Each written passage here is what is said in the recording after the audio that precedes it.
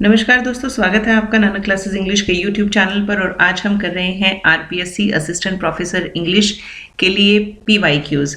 और ये जो पीवाईक्यूज़ हैं प्रीवियस ईयर्स क्वेश्चंस हैं, ये हैं आरपीएससी कॉलेज लेक्चर एग्जाम 2016 से। और आज का वीडियो जो है वो होगा पार्ट 4। इससे पहले 3 पार्ट्स जो हैं वो अपलोड किए जा चुके हैं और हर पार्ट में हम 10 क्वेश्चंस जो हैं उनको डिस्कस करते हैं और ना केवल पीवाईक्यूज़, हम उनकी एक्सप्लेनेशन भी देखते हैं।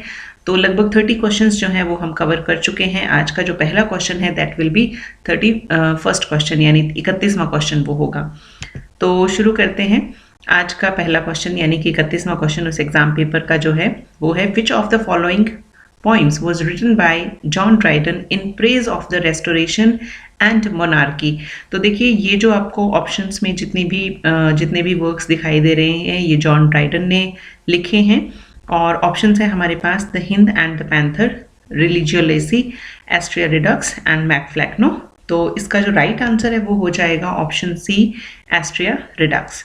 एक्सप्लेनेशन देखते हैं 1 by 1। सभी जो ऑप्शंस हैं उन सभी की एक्सप्लेनेशन हम देखेंगे।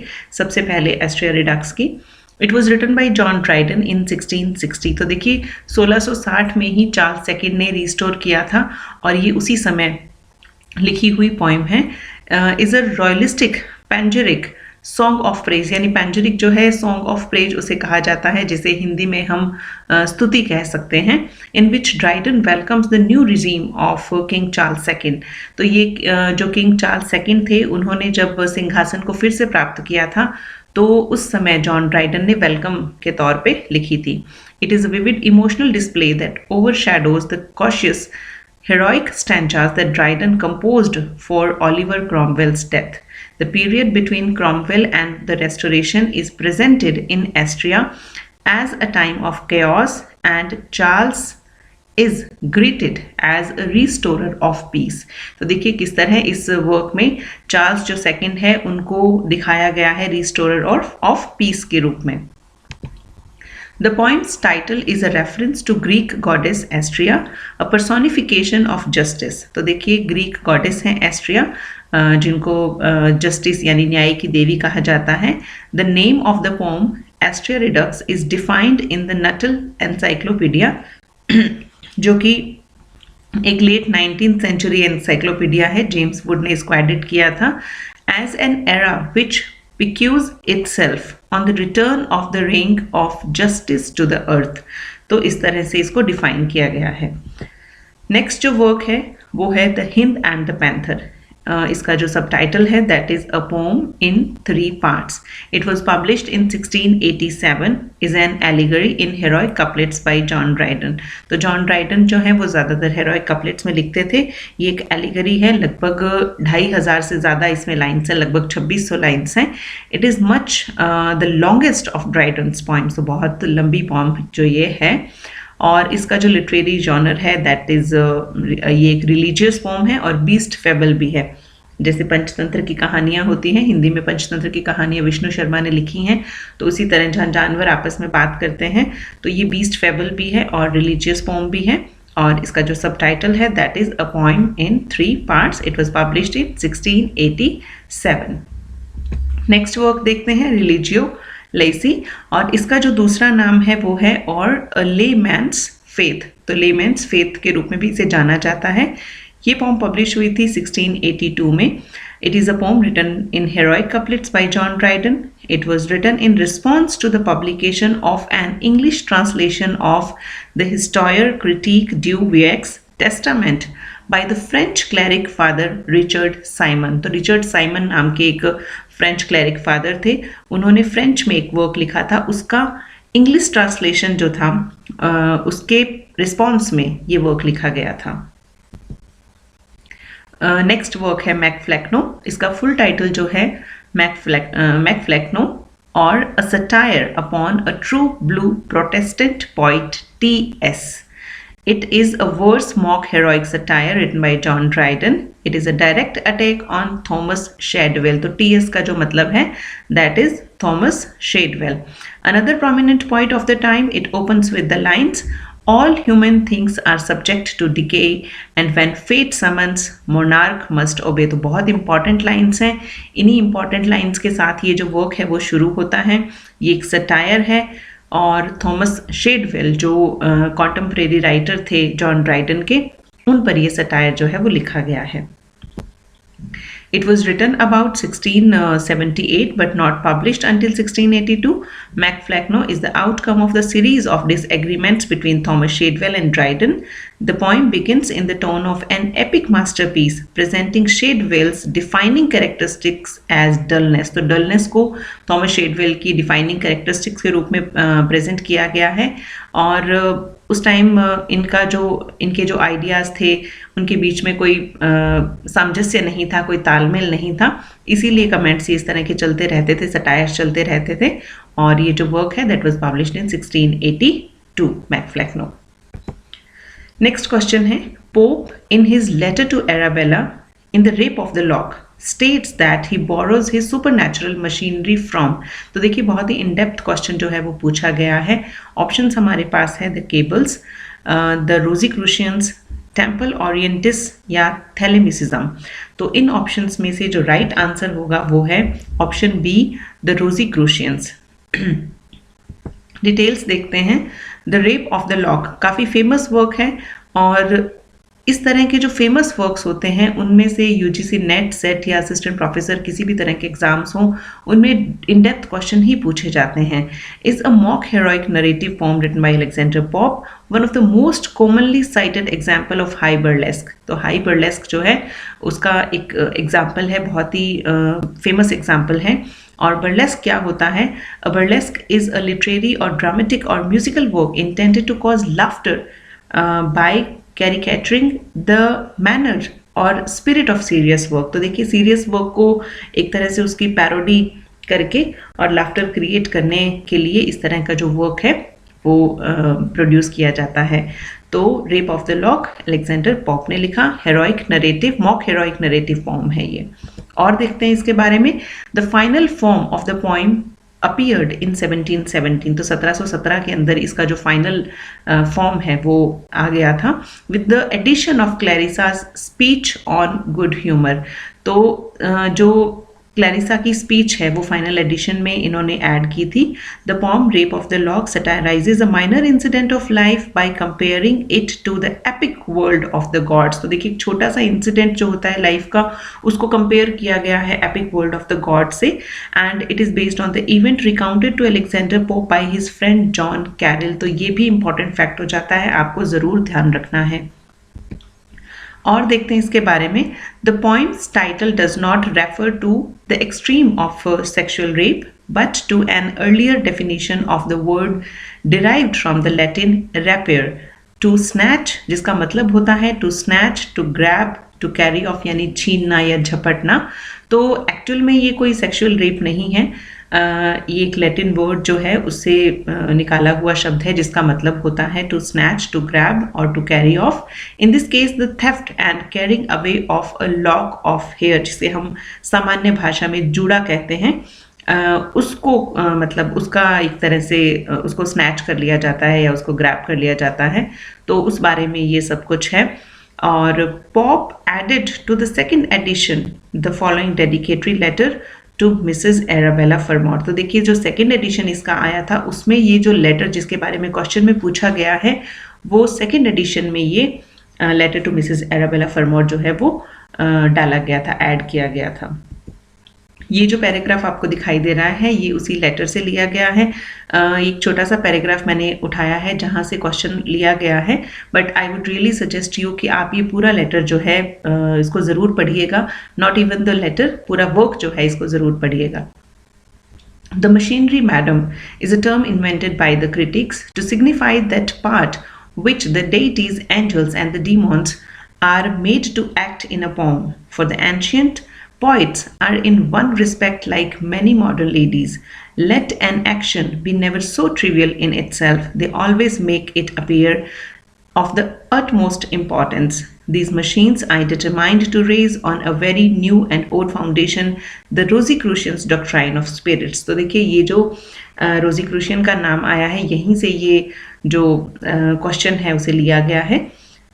नेक्स्ट क्वेश्चन देखते हैं, in Jonathan Swift's the Battle of the Books. तो देखिए ये भी क्वेश्चन जो है वो डिटेल्ड क्वेश्चन है, इन डेप्थ क्वेश्चन है। तो बैटल ऑफ बुक्स में जॉनथन स्विफ्ट जो है वो क्या कहते हैं, both sweetness and light are associated with the ancients, both sweetness and light are associated with the moderns, sweetness is associated with the ancient and light with the moderns, light is associated with the ancient and sweetness with the moderns। तो देखिए इसकी explanation से पहले, इसके answer से पहले आपको एक चीज़ बता दूं कि स्वीटनेस और लाइट करके एक फ्रेज यूज़ की गई है। वो फ्रेज जो है वो किसने मतलब किसके लिए जॉनथन स्विफ्ट ने यूज़ की है।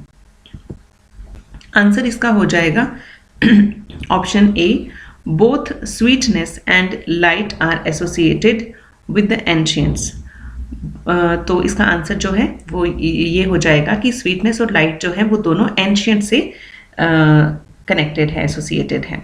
एक्सप्लेनेशन देखते हैं, the Battle of the books is the name of a short satire written by Jonathan Swift and published as a part of Prolegomena, जिसका मतलब होता है a critical or discursive introduction to a book, to his a Tale of Tub इन 1704। तो देखिए इनका एक work publish हुआ था, अ टेल ऑफ टब, जो कि 1704 में पब्लिश हुआ था।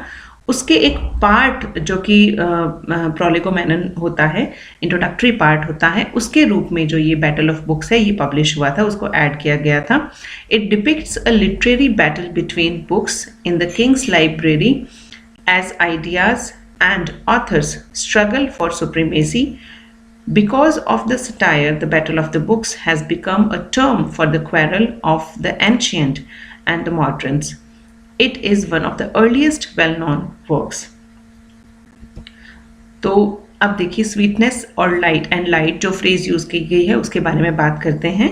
Jonathan Swift first use the phrase in his mock heroic prose satire The Battle of the Books that was published in 1704 as a part of Tale of Tub, a defense of classical learning। तो देखिए defence of classical learning यानी कि ancient के favour में उन्होंने ये बात बोली है, which he published as a prolegomenon to his a Tale of Tub. ये बात हम कर चुके हैं। It gained wide spread currency in Victorian era when English poet and essayist Matthew Arnold picked it up as the title of the first section of his 1869 book Culture and Anarchy, an essay in political and social criticism, where sweetness and light stands for beauty and intelligence and the two key components of an excellent culture। तो बहुत ही important fact जो है ये बन जाता है। देखिए इतने से पैराग्राफ में से कम 5 से 6 क्वेश्चन निकल के आ रहे हैं। कल्चर एंड एनार्की जो है वो बुक कब पब्लिश हुई थी, किसने लिखी थी, स्वीटनेस और लाइट जो है उसका फर्स्ट सेक्शन था, और मैथ्यू आर्नोल्ड ने स्वीटनेस और लाइट जो है वो ब्यूटी और इंटेलिजेंस के रेफरेंस में यूज़ किया था। जॉनथन स्विफ्ट के बारे में, उनके वर्क के बारे में तो बहुत सारे जो फैक्ट्स हैं वो इतनी सी पैराग्राफ में से बहुत सारे फैक्ट निकल के आ रहे हैं। तो प्लीज़ जो है इनको ध्यान से पढ़िएगा, किसी भी तरह से क्वेश्चन जो है वो पूछा जा सकता है। नेक्स्ट क्वेश्चन है, the surface narrative of Dryden's Absalom and Achitophel is taken from. तो सरफेस नरेटिव जो है वो कहाँ से लिया गया है, ड्राइडन का जो वर्क है एब्सैलम एंड अशीटोफिल।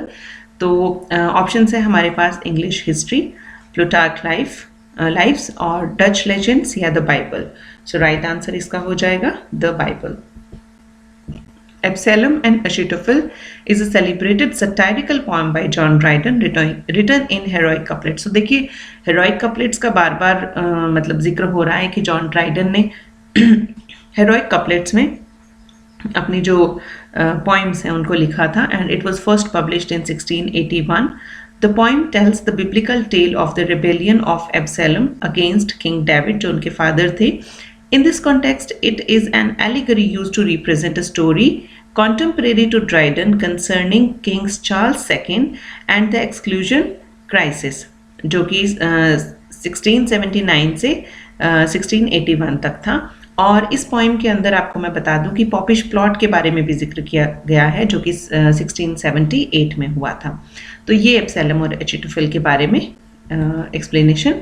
और एक बात और कि the story of Absalom's rebellion against his father King David is told in the Old Testament of the Bible. In the second book of Samuel chapter 14 to 18। तो यहाँ से ये जो स्टोरी है वो ली गई है। नेक्स्ट क्वेश्चन है the Spectator by Addison and Steele was published in the dash decade of the 18th century. तो बहुत सिंपल क्वेश्चन पूछा गया है कि कौन से 18th सेंचुरी के कौन से डेकेड में जो स्पेक्टेटर है that was published by Richard Edison and steel. तो ऑप्शन है फर्स्ट, सेकंड, थर्ड या फोर्थ। तो सेकंड जो डेकेड था यानी कि 1710 के बाद ये जो है वो पब्लिश हुई थी। एक्सप्लेनेशन देखते हैं। The Spectator was a daily publication founded by Joseph Addison and Richard Steele in England, lasting from 1711 to 1712। और इसकी जो फ्रीक्वेंसी थी that was during 1711 to 1712 ये थी डेली, यानी कि डेली पब्लिश होती थी। और 1714 में थ्राइस वीकली यानी एक हफ्ते में 3 बार ये आती थी। नेक्स्ट क्वेश्चन है Know that thyself, presume not God to scan, the proper study of mankind is man। बहुत ही फेमस लाइन है।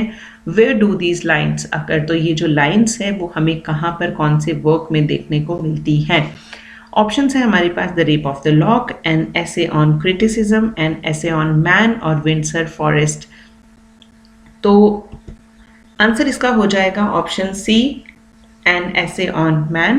Explanation देखते हैं। An essay on man is a poem published by Alexander Pope in 1733 और 34। It was dedicated to Henry St. John। तो dedicate की गई थी Henry Saint John को, जो बैलिनब्रुक के कुछ किसी पोस्ट पे थे।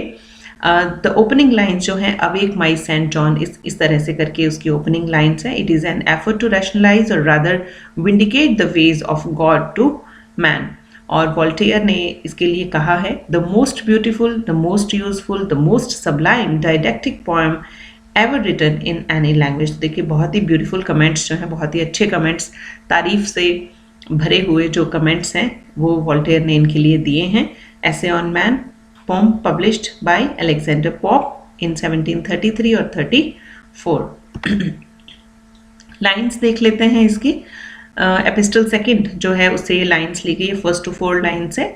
No then thyself presume not God to scan, the proper study of mankind is man placed on this isthmus of a middle state, a being darkly wise and rudely great. अब देख लेते हैं। An Essay on Criticism is one of the first major poems written by the English writer Alexander Pope, published in 1711। तो 1711 में ये जो poem है वो पब्लिश हुई थी। It is the source of the famous quotations. बहुत सारी फेमस कोटेशंस जो हैं वो इस वर्क में से ली जाती हैं। To err is human, to forgive divine, little learning is dangerous thing, जिसे हम जो आजकल बोला मतलब हमारे द्वारा बोला जाता है, a little knowledge is a dangerous thing.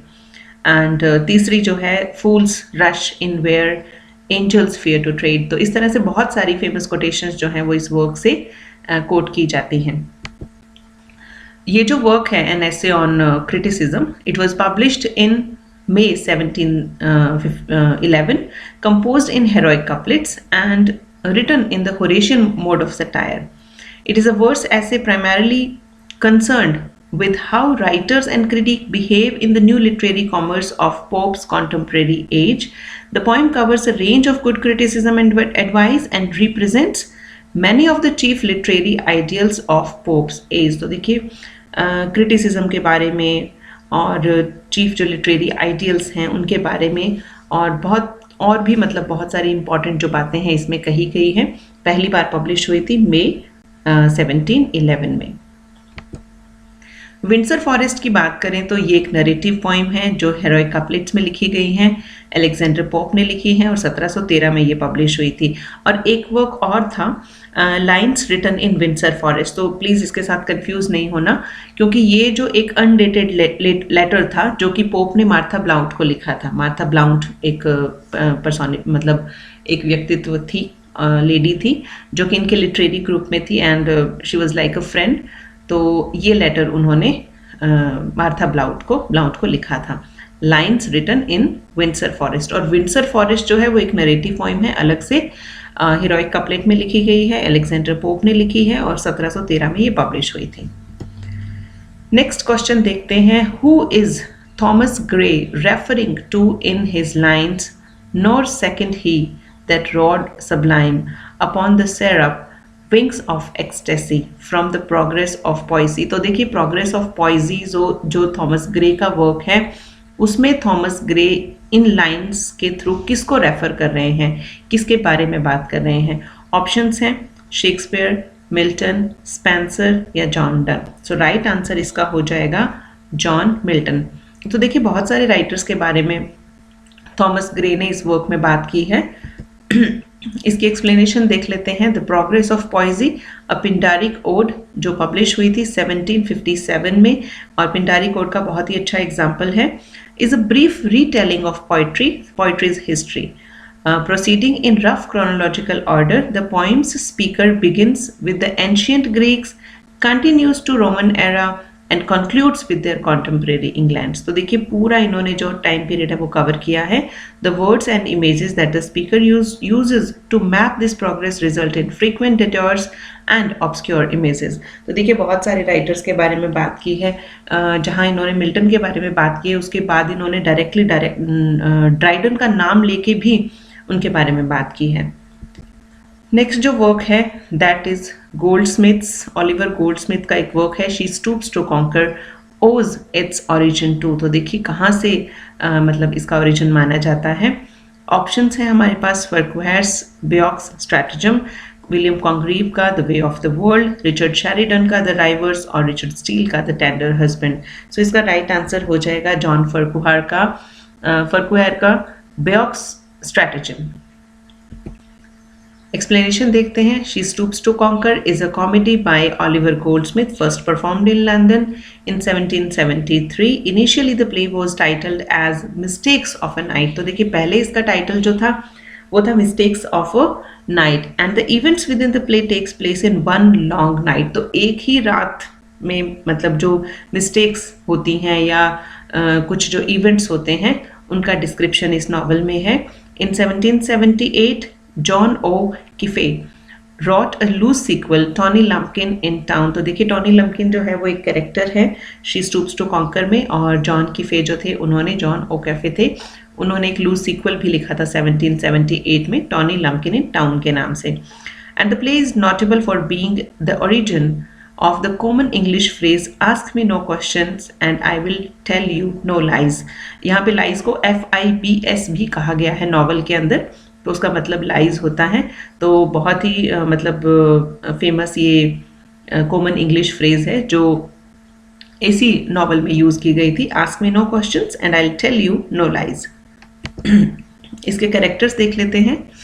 Charles Marlow, Miss Kate Hardcastle, George Hastings, Tony Lumpkin, Mr Hardcastle and Mrs Hardcastle, Miss Constance Neville and Sir Charles Marlow. बहुत ही अच्छा नॉवल है, कभी समय मिले तो ज़रूर पढ़ना। अगर टेक्स्ट नहीं पढ़ सकते तो एटलीस्ट समरी ज़रूर इसकी देखना। एक और फैक्ट देख लेते हैं जो कि स्पेशली क्वेश्चन में पूछा गया है। फर्क्वेयर्स Beock's stratagem is the prototype of Goldsmith She Stoops to Conquer, which it resembles in many respects. It will be resembles that Miss Hardcastle compares herself to Cherry, Act 3 में, and young Marlowe and Hastings much resemble to Archer and Aimwell. तो ये इन दोनों place में similarities हैं। हालांकि काफ़ी सालों बाद जो है वो पब्लिश हुआ था। देखिए ये जो शी स्टूप्स टू कॉन्कर है ये परफॉर्म किया गया था 1773 में, और जो फर्क्वेयर का वर्क है बेयॉक्स स्ट्रैटेजम ये 18th सेंचुरी की शुरुआत में पब्लिश हुआ था। What do the novels Pamela, Clarissa, Shamela and Lady Susan share with each other. तो देखिए ये पूछा गया है कि इन सब में सिमिलैरिटी क्या है। ऑप्शन है हमारे पास, they are all picaresque novels, they all are travelogues, they are all dramatic monologues, या they are all epistolary novels, यानी कि जो लेटर की फॉर्म में लिखा जाता है। सो राइट आंसर यही हो जाएगा कि ये दे ऑल आर एपिस्टलरी नॉवेल्स, तो ये सभी जो लेटर्स नॉवेल्स हैं ये लेटर की फॉर्म में लिखे गए हैं। एक्सप्लेनेशन देखते हैं वन बाय वन, सभी का देखेंगे। पामेला और वर्च्यू रिवार्डेड, तो देखिए इसका जो सबटाइटल है that is virtue rewarded is an epistolary novel first published in 1740 by the English writer Samuel Richardson, considered one of the first true English novels. It serves as Richardson version of conduct literature about marriage. तो देखिए conduct literature जो है वो एक literary genre होता है books का जिसमें सोशल नॉर्म्स के तहत, सोशल नॉर्म्स और आइडियल्स के तहत किसी भी कैरेक्टर्स को एक इंटेंशन होती है भी किसी भी कैरेक्टर को इस तरह से पेश किया जाए कि रीडर उससे कुछ सीख सके। ठीक है, ये कंडक्ट लिटरेचर का एग्जाम्पल है। नेक्स्ट है क्लैरिसा। इसका जो टाइटल है वो ही बहुत बड़ा है, क्लैरिसा और the history of a young lady comprehending the most important concerns of private life and particularly showing the distress that may attend the misconduct both of parents and children in relation to marriage। इतना बड़ा इसका title है। Is an epistolary novel, तो देखिए ये भी एपिस्टलरी novel है bye English writer Samuel Richardson. तो सैमुअल रिचर्डसन ने ही इसे लिखा है, published in 1748। It tells a tragic story of a young woman Clarissa Harlow, whose quest for virtue is continually thwarted by her family. It is considered one of the longest novel in the English language. और next जो है वो है An Apology for the Life of Mrs. Shamila Andrews, और simply Shamila, इसको शामिला के नाम से भी जाना जाता है और इसका जो फुल टाइटल है that is an apology for the life of Mrs Shamela Andrews. It as it is most commonly known is a satirical burlesque novella by English writer Henry Fielding. तो हेनरी फील्डिंग ने इसे लिखा है। It was first published in April 1741 under the name of Mr Conny Keyber. तो Mr Conny Kibber के नाम से ये पब्लिश करवाया गया था। Fielding never admitted to writing the work but it is widely considered to be his.